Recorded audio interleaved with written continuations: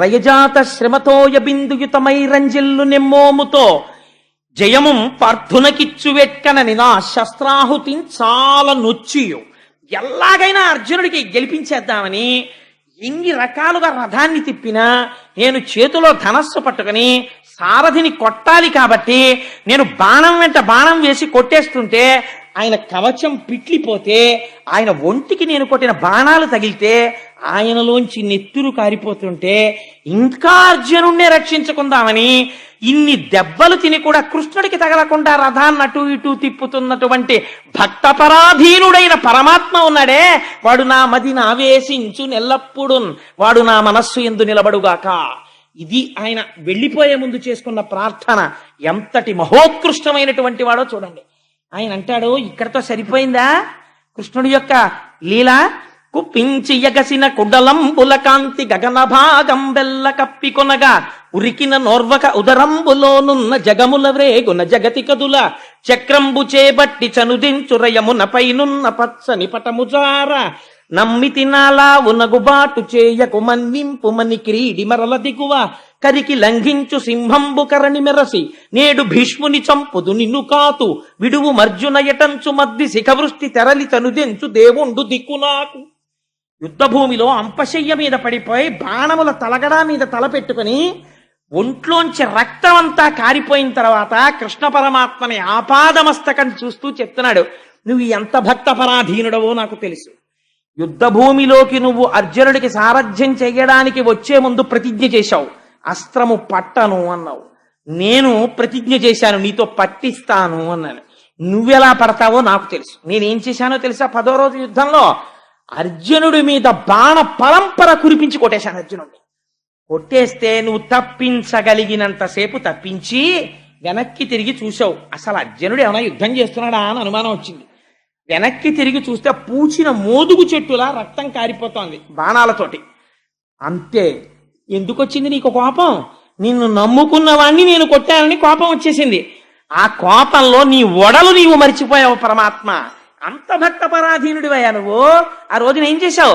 కుప్పించి ఎగసిన కుండలం పులకాంతి గగన భాగం బెల్ల కప్పికొన్నగా లైవ్ టెలికాస్ట్ ఇచ్చేస్తున్నాడు మహానుభావుడు. ఒక్కసారి ఆ ఎడం చేతిలో పట్టుకున్న కళ్ళాలు విసిరవతల పారేసి ఆ వేత్రదండాన్ని నేలకేసి కొట్టి ఇలా కూర్చుని సారథ్యం చేస్తున్నవాడు ఒక్కసారి రథంలోంచి కిందకి గభాల దూకేసేట. దూకేసేటప్పటికి ఆ కుండలాలు చెవులకు పెట్టుకున్నవి ఇలా ఊగేటప్పటికి ఆ మణికుండలముల కాంతి గగన భాగం అంతా కప్పేసింది. గగన భాగం వెల్ల కప్పికొన్నగా ఉరికిన ఓర్వక ఉదరంబులోనున్న జగముల వ్రేగున జగతి కదుల. అన్ని భువన భాండాలు నీ కడుపులో ఉన్నాయి కదా, నువ్వు ఒక్కసారి దూకేసేటప్పటికీ బ్రహ్మాండములన్నీ ఇలా కదిలి అలా దూకేశావు ఆ రోజున. ఉరికిన నోర్వక నుదరంబులోనున్న జగముల వ్రేగున జగతి కదుల చక్రంబు చేబట్టి చనుదెంచురయమున పైనున్న పచ్చని పటముజార. అయ్యో, ఉత్తరీయం జారిపోకూడదని కూడా నువ్వు చూసుకోలేదు. పట్టనన్న వాడివి చక్రం పట్టేశావు. పట్టేసి గబ గబ గబ నడిచొచ్చేస్తుంటే నా మీదకి ఎదురుగుండా నేను ధనస్సు పట్టుకుని యుద్ధం చేస్తుంటే ఇలా పట్టుకుని ఇలా కళ్ళు తెరుచుకుని ఇలా వచ్చేస్తుంటే నువ్వు వేసుకున్న ఉత్తరీయం జారి కింద పడిపోయింది. కనీసం ఇలా ఉత్తరీయం తీసి వేసుకోలేదు. అంత కోపంతో వచ్చేసావు ఆ రోజున నా మీదకి. అప్పుడు నమ్మి తినాలా ఉనగుబాటు చేయకు మన్నింపు మని క్రీడి మరల దిగువ. బావా బావా బావా బావా అని ధనస్సు పక్కన పారేసి అర్జునుడు దూకేశాడు. దూకేసి పరిగెత్తుకుంటూ వచ్చి నీ కాళ్ళు అట్టుకుని బావా బావా అలా చక్రం పట్టేయకు బావా, నీ భావనైనటువంటి నేను అర్జునుడు చేతకాని వాడైపోతే భీష్ముడితో యుద్ధం చెయ్యలేకపోతే కృష్ణ పరమాత్మ చక్రం పట్టుకుని భీష్ముడి చంపితే మొనగాడై కురుక్షేత్రంలో యుద్ధం చేశాడని రేపు లోకులు నన్ను దెప్పి పడుస్తారు. బావా వదిలేకు బావా చక్రాన్ని, నువ్వు పట్టుకోకు బావా అని అర్జునుడు నీ వెంట పడ్డాడు ఆ రోజున. చక్రంబు చేబట్టి చనుదించురయమున పైనున్న పచ్చని పటముజార నమ్మి తినాలా ఉనగుబాటు చేయకు మన్నింపు మని క్రీడి మరల తిగువ కరికి లంఘించు సింహంబు కరణి మెరసి నేడు భీష్ముని చంపుదు నిన్ను కాతు విడువు మర్జున ఎటంచు మద్ది శిఖవృష్టి తెరలి చనుదెంచు దేవుండు దిక్కునాకు. సింహం ఏనుగుని చంపేటప్పుడు శాతన కగ్ర ఖండితల సన్మజ కుంజర కుంభముక్త ముక్తాతత శైల అంటారు తిక్కన గారు. అలా ఒక్కసారి ఎగిరి సన్నటి నడువుతో దూకి ఆ ఏనుగు యొక్క కుంభస్థలం మీద కూర్చుని పంజాతో కొట్టి చీల్చేసి ముత్యాల్ని పైకి తీసినట్టు ఆనాడు ఏనుగు మీద దూకుతున్న సింహం అన్నట్టుగా నువ్వు చక్రం పట్టుకుని గబ గబ వెళ్ళిపోతూ అర్జునుడు ఎదురొచ్చి కాళ్ళ మీద పడిపోతే ఊరుకో అర్జున పక్కకిలే చంపేస్తాను వాడి భీష్ముడిని ఏమనుకుంటున్నాడో, నీ మీద బాణాలేస్తాడా, నిన్ను కాపాడతాను, భీష్ముడిని చంపేస్తాను, నేను ఎవరో తెలిసిపోయినా సరే ప్రపంచానికి, చక్రం పట్టుకుని చంపవతల పారేయాల్సిందే ఇవాళ, ఏమనుకుంటున్నాడు, నేను నీ రథం మీద నిలబడి ఉండగా నిన్ను కొట్టడమా అని బయటపడిపోయాడా ఆ రోజున. భక్తులకు ఎంత పరాధీనుడో అలా మాట్లాడచ్చా, అందరికీ తెలిసిపోదు అర్జునుడి పక్షం కృష్ణుడని. అప్పుడేమో బావా ఎప్పుడు వచ్చి తీవు మునుముందుగా అర్జును నేను చూచితిన్ అని అంత టకరదనం ప్రదర్శించాడు, ఎంతో నైపుణ్యంతో సమానంగా ఇచ్చినట్టు చెప్పాడు. ఇప్పుడు బయటపడిపోట్లా ఎవరి పక్షమో అని కూడా చూసుకోకుండా నేడు భీష్ముని చంపుదు నిన్ను కాతు విడువు మర్జున యటంచు మద్ది శిఖవృష్టి తెరలి చనుదెంచు దేవుండు దిక్కు నాకు. ఆ భక్త పరాధీనుడై ఆ రోజున అన్ని మరిచిపోయి అర్జునుడిని రక్షించడానికి తన ప్రతిజ్ఞ భంగం చేసేసి చక్రం పట్టుకుని దూకేసి నా మీదకొచ్చేటట్టు చేసిన ఘనత నాదే. అలాంటి కృష్ణుడి నేను చూశాను రథంలో కూర్చుని యుద్ధం చేస్తూ. ఆ మూర్తి నా కళ్ళల్లో ఉండిపోయింది. మనకి ఉండిపోగలదు ఆ పద్యం నేర్చుకుంటే శిశపద్యం.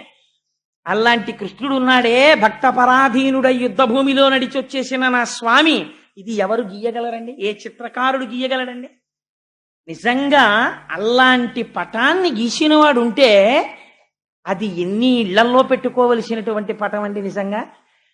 అలాంటి పరమాత్మ, అటువంటి దేవుడున్నాడే, కృష్ణుడు అనలేదు. పొద్దున స్వామి అన్నారే, సమస్త ఇంద్రియములకు శక్తి ఇచ్చి అంతటా వ్యాపించిన వాడు ఒక ఆకారమును తీసుకుంటే వాడే వాడని నేను గుర్తుపట్టాను.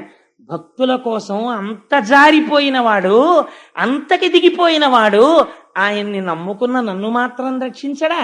నాకెవరు దిక్కు? ఈ అంపశయ్య మీద పడిపోయి ఉండగా వాడే నాకు దిక్కు. అట్టి దేవుండు దిక్కు నాకు అని ఆయన అంటాడు. ఆ అర్జునుడు యుద్ధానికి వచ్చినప్పుడు చాలా పెద్ద మొనగాడిలా యుద్ధానికి వచ్చాడు, మహావీరుడిలా యుద్ధానికి వచ్చాడు. కానీ తీరా యుద్ధానికి వచ్చిన తరువాత అటుపక్క దుర్యోధనుడి సైన్యం ఉంది, ఇటుపక్క పాండవుల సైన్యం ఉంది. మధ్యలో రథాన్ని నిలబెట్టారు. తీరా నిలబెట్టిన తరువాత తనవారి చంపజాలక వెనుకకు నిచ్చు విజయుని శంకన్ ఘనయోగ విద్య బాపిన మునివంజుని పాద భక్తి యొనయును నాకున్.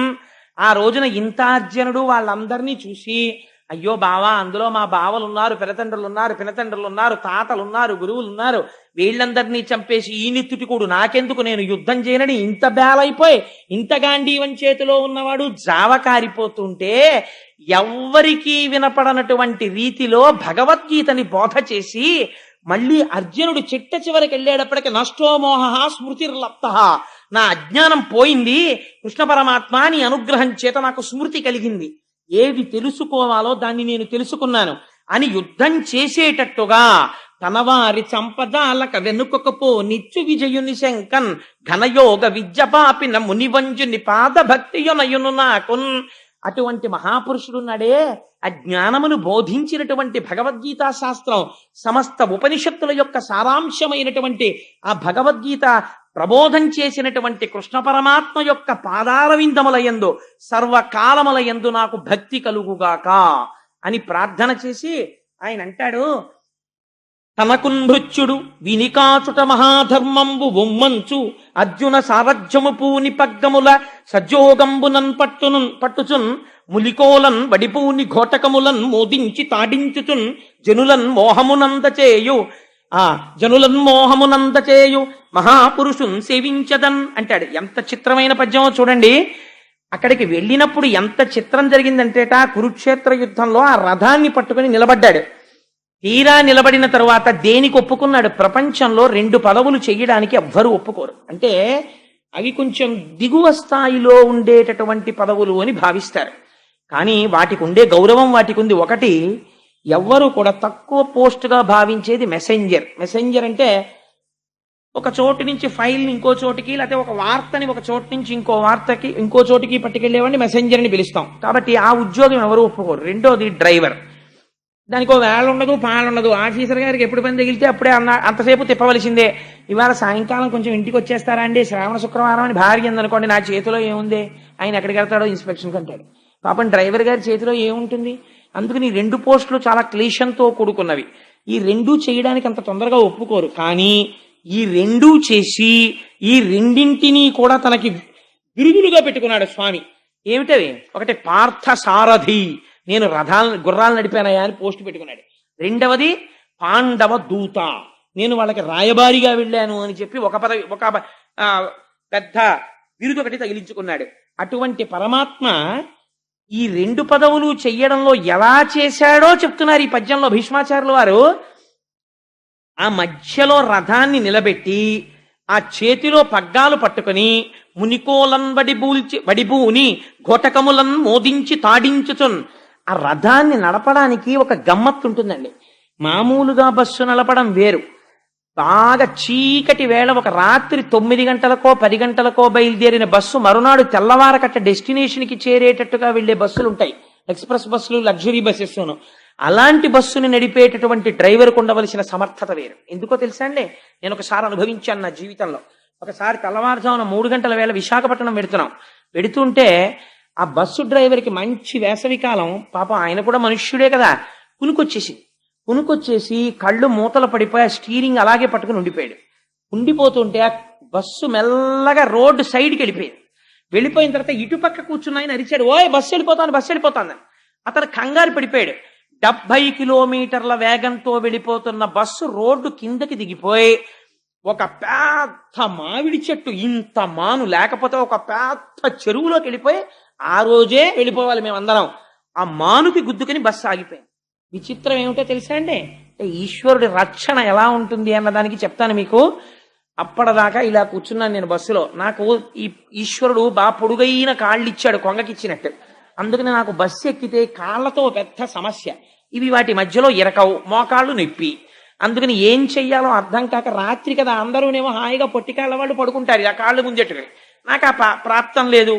ఏం చెయ్యాలో అర్థం కాక ఈ 2 కాళ్ళు పైకెత్తి మోకాళ్ళు ఎదుటి కుర్చీకి పెట్టుకుని ఇలా వెనక్కి పడుకున్నాను. పడుకోవడంలో 70 కిలోమీటర్ల వేగంలో వెళ్ళిపోతున్న బస్సు మామిడి చెట్టుని ఢీ కొడితే నేను ఒక్కడిని మాత్రం ఈ మోకాళ్ళు అడ్డుండడంలో ఇలా ముందుకొచ్చి వెనక్కి వెళ్ళిపోయాను. మిగిలిన వాళ్ళు అందరూ స్పృహ తప్పిపోయారు, నా భార్యతో సహా అందరూ స్పృహ. నేను ఒక్కడినే ఆ రోజు బస్సులో తెలుగులో ఉన్నవాడిని. ఎంత భయంకరమైన పరిస్థితితో చూడండి. పెద్ద చప్పుడుతో బస్సు ఆగిపోయింది. నాకు ఒక రకమైన వెర్రిలో వచ్చేసింది. లేచి చూసేటప్పటికి ఎక్కడ చూసిన రక్తమే బస్సు నిండా. అందరూ పడిపోయినారు, ఎవ్వరు లేరు. నేను ఒక్కడనే నిలబడి ఉన్నాను బస్సులో. ఏమైంది అని అరిస్తే ఒక్కొక్కళ్ళకి తెలివి వచ్చింది. దిగితే నాతో పాటు మా మేనల్లుడు వస్తున్నాడు, వాడికి కాలు విరిగిపోయింది ఆ బస్సు కొట్టేసుకుని. ఇలాగా దెబ్బలు తగిలి స్పృహ తప్పిపోయారు, చెట్ల కింద పడుకోబెట్టారు. సరే వైజాగ్లో పెట్రోలింగ్ వ్యాన్స్ వచ్చి తీసుకెళ్ళాయి. మా మేనల్లుడికి కట్టించడానికి నేను వైజాగ్ హాస్పిటల్కి వెళ్ళేటప్పటికి పరిస్థితి ఏమిటో తెలుసా అండి, చాలా మందికి ఇక్కడ పళ్ళు ఇక్కడికి వచ్చాయి. ఇలా కొట్టుకోవడంలో ముందు కుర్చీలకి ఈ పళ్ళు వెళ్ళి ఇలా కొట్టుకోవడంలో ఈ పళ్ళు ఒక్కసారి దెబ్బ కొట్టి ఇక్కడ పళ్ళన్నీ ఇక్కడికి వచ్చేసాయి. ఇలాగా వాళ్ళందరికీ ఒకే ఆపరేషన్, ఇక్కడ వరకు కోసేసి ఆ పళ్ళు పీకుతున్నారు. ఆ రోజు రక్షించిన వాడు ఎవరండి? పరమాత్మ.